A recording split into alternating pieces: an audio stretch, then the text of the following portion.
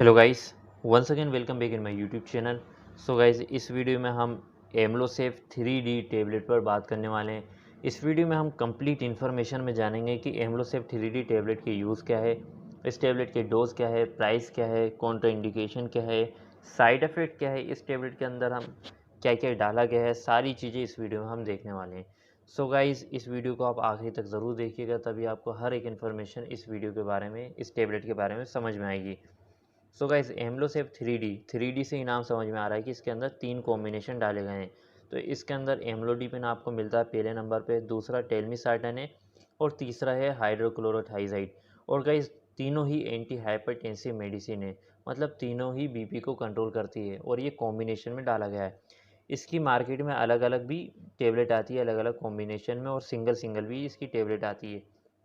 लेकिन आज इस वीडियो में हम एम्लोसेफ 3D के बारे में बात कर रहे हैं, मतलब तीनों कॉम्बिनेशन पर बात करने वाले हैं। सो गाइज, इस टेबलेट को सबसे पहले ओटसीरा जेनेटिका कंपनी बनाती है। ओटसीरा जेनेटिका कंपनी का काफ़ी फेमस ब्रांड है एम्लोसेफ 3D। और बात की जाए इसकी एमआरपी क्या है, तो इसकी जो एमआरपी है 62 रुपये है। मतलब इस टेबलेट के अंदर, आप इस स्ट्रिप के अंदर आपको 7 टेबलेट मिलती है। एक स्ट्रिप के अंदर 7 टेबलेट आती है, जिसकी प्राइस है, जिसकी एमआरपी है 62 रुपये, 62 rupees. So guys, Amlosafe 3D काफ़ी फेमस ब्रांड है। और गाइस, वीडियो स्टार्ट करने से पहले एक चीज़ और आप समझ लीजिए कि शेड्यूल एज तक की मेडिसिन है, मतलब बिना डॉक्टर के परमिशन के, बिना डॉक्टर के प्रिस्क्रिप्शन के आप इस टेबलेट का इस्तेमाल नहीं कर सकते हैं, क्योंकि ये बीपी को कंट्रोल करने का काम करती है। और अगर आप इसे बिना डॉक्टर के परमिशन के लेते हैं तो आपको इसके बहुत बुरे साइड इफ़ेक्ट हो सकते हैं। तो इसे आपको बिना डॉक्टर के परमिशन के नहीं लेना है। सो गाइस, पहले हम समझ लेते हैं इस टैबलेट के यूज़ क्या है। तो जैसे कि मैंने आपसे कहा कि तीनों एंटी हाइपरटेंसिव मेडिसिन है, मतलब तीनों बीपी को कंट्रोल करने का काम करती है, लेकिन तीनों का तरीका अलग अलग है। अगर किसी पेशेंट को हाइपरटेंशन है या बीपी उसका बढ़ा हुआ है, या उसे सीने में दर्द है, या उसको स्ट्रोक है, तो इन सभी कंडीशन में डॉक्टर इस टैबलेट को प्रिस्क्राइब करते हैं। अगर किसी पेशेंट का बीपी हमेशा बढ़ा रहेगा तो उसे heart failure, heart attack, stroke और किडनी से रिलेटेड प्रॉब्लम उसको स्टार्ट हो सकती है। तो ये इन सभी कंडीशन से, इन सभी बीमारी से बचने के लिए डॉक्टर इस टेबलेट को प्रिस्क्राइब करते हैं, ताकि पेशेंट का जो बीपी है वो कंट्रोल में रहे। सो गाइस, अब हम थोड़ा सा इसकी फार्माकोलॉजी समझ लेते हैं, मैकेनिज्म ऑफ एक्शन समझ लेते हैं कि इन तीनों कॉम्बिनेशन, ये तीनों कॉम्बिनेशन हमारे शरीर के अंदर काम कैसे करती है। तो इसके अंदर जो एम्लोडिपिन है गाइस, वो एक कैल्शियम चैनल ब्लॉकर है। कैल्शियम चैनल ब्लॉकर का मतलब ये होता है कि जो हमारे इस शरीर के अंदर जो सिकुड़ी हुई नसें होती है, ब्लड वेजल्स होती है, ये उसे जाकर डायलेट करता है। मतलब जो हमारी ब्लड वेजल्स नसें होती है उसको वापस चौड़ा कर देता है, जिससे हमारा बीपी वापस नॉर्मल हो जाता है। और टेलमिसार्टन क्या करता है, ये एंजियोटेंसिन रिसेप्टर ब्लॉकर है। मतलब जो कैल्शियम चैनल ब्लॉकर ने, जो एम्लोडिपिन ने ब्लड वेजल्स को चौड़ा किया है, तो टेलमिसार्टन क्या करता है, उन चौड़ी नसों को वापस सिकुड़ने से रोकता है, कि वो वापस ना सिकुड़े।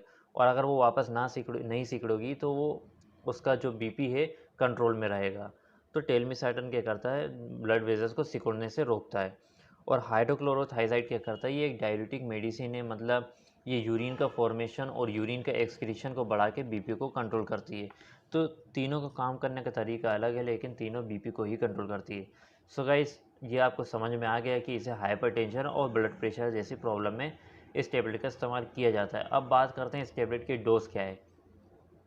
सो गाइस, इस टेबलेट का जो डोज़ होता है वो पेशेंट की मेडिकल कंडीशन के ऊपर डिपेंड करता है, कि पेशेंट का एज क्या है, पेशेंट का वेट क्या है, पेशेंट का बीपी कितना बढ़ रहा है, क्यों बढ़ रहा है, सभी कंडीशन, पूरी मेडिकल हिस्ट्री जानने के बाद डॉक्टर इस टेबलेट का डोज डिसाइड करते हैं।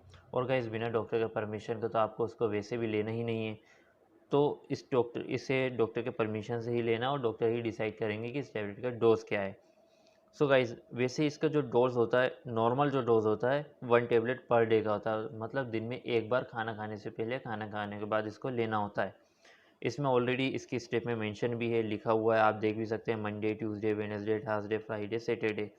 7 टेबलेट है इसके अंदर, और 7 दिन के लिए ये टेबलेट है। बात करते हैं गाइस, इस टेबलेट के साइड इफ़ेक्ट क्या है, कि आप इसको, इस टेबलेट के लेने के बाद क्या क्या साइड इफ़ेक्ट हो सकते हैं।